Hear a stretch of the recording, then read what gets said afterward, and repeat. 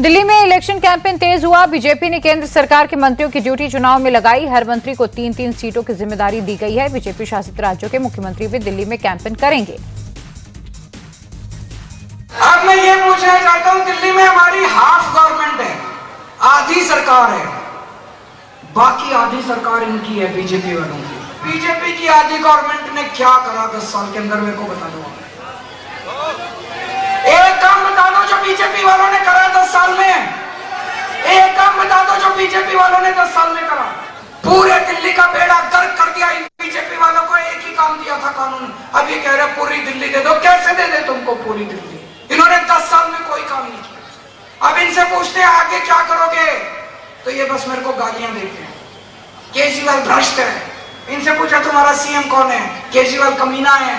इनसे पूछा तुम्हारा विजन क्या है? केजरीवाल नक्सलवादी है, केजरीवाल आतंकवादी है। अरे मेरे को गाली देने से दिल्ली सुधरेगी क्या? चुन चुन के गालियां दी है, मैं लिस्ट लेके आया हूं। केजरीवाल भड़वा है, केजरीवाल आतंकवादी है। 100 कमीने मरे थे तब एक केजरीवाल पैदा हुआ था। केजरीवाल कमीना है, केजरीवाल घटिया है, केजरीवाल नवाब है, केजरीवाल घिनौना है, केजरीवाल पाकिस्तानी है, केजरीवाल AK-49 है, केजरीवाल राक्षस है, नमक हराम है, बेशरम है, नमूना है।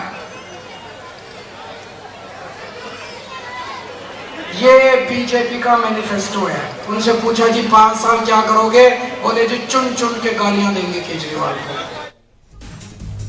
दूसरी तरफ बीजेपी ने भी दिल्ली चुनाव जीतने की स्ट्रेटजी तैयार कर ली। बीजेपी ने इलेक्शन को लेकर एक टीम बनाई। मीटिंग्स पर मीटिंग्स हो रही है। मनजिंदर सिंह सिरसा ने कहा कि बीजेपी की कोशिश है घर घर जाकर लोगों को बीजेपी के संकल्प पत्र और केजरीवाल के झूठ के बारे में बताइए।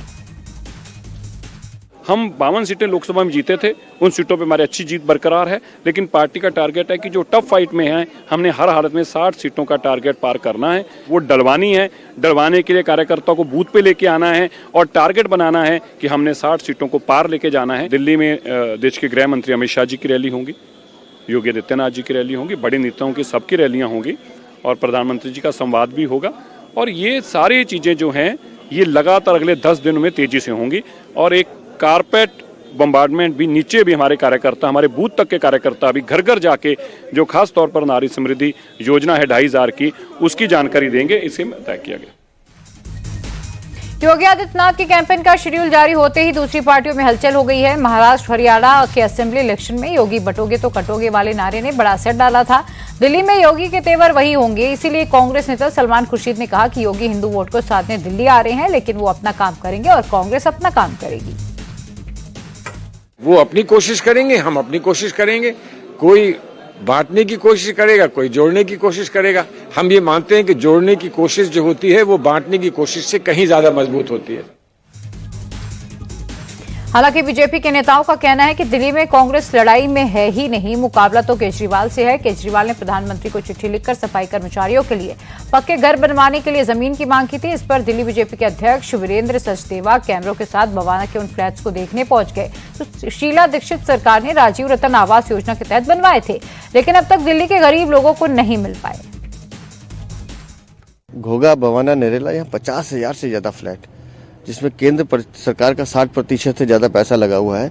ये गरीबों को, सफाई कर्मचारियों को, मजदूरों को दिए जा सकते थे, लेकिन अरविंद केजरीवाल 3-3 बार मुख्यमंत्री बनने के बाद जानबूझकर इसमें रोड़ा अटकाते रहे, अहंकार की वजह से, धोखे की वजह से कि गरीब लोगों का भला ना हो जाए। और आज इन फ्लैटों की हालत देखिए, सीढ़ियाँ टूटी हुई हैं, टॉयलेट सीट गायब है, बोर्ड उतार लिए गए, पंखा लाइट कुछ नहीं है, सब हालत खराब है। अब इनको दोबारा से ठीक करने के लिए फिर करोड़ों रुपये चाहिए, लेकिन अरविंद केजरीवाल की जिद की वजह से ये गरीब लोगों का भला रोका गया है। और कल आज जब चुनाव सर पर हैं तो फिर घोषणा कर रहे हैं कि मैं गरीब लोगों को मकान दूंगा। अरे ये 50,000 फ्लैट बने पड़े हैं भाई। अगर तुम अपनी जिद छोड़ दो, अहंकार छोड़ दो, तो मोदी सरकार आज इनको ठीक करके देने को तैयार है, लेकिन इसकी जिद के कारण गरीब लोग सड़क पर सोने के मजबूर हैं, लेकिन ये फ्लैटों में नहीं रह सकते।